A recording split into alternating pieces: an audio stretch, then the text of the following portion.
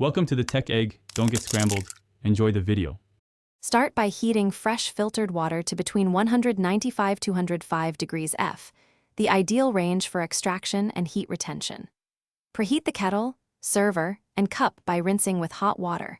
Preheating preserves temperature so your coffee stays hot longer.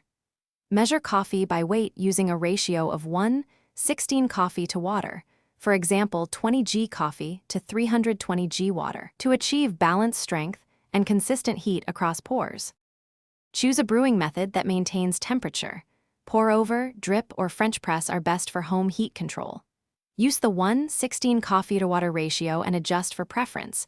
Pour over typically brews in 2.5 minutes, drip systems complete in 3.5 minutes, and French press steeps for 4 minutes before plunging. For pour over, pour in stages, bloom with twice the coffee weight in water, then add remaining water steadily. To hold 195-205, serve coffee immediately in a preheated cup or thermal carafe to preserve heat and flavor. Ceramic or insulated stainless steel holds temperature best. Store whole beans in an airtight container at room temperature away from light, heat, and moisture. Grind just before brewing to maximize aroma and temperature transfer. If reheating, do so gently.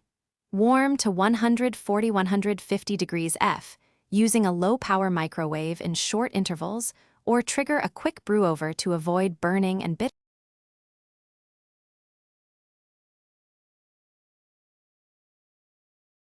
Thanks for watching. Consider subscribing if I helped unscramble your problems.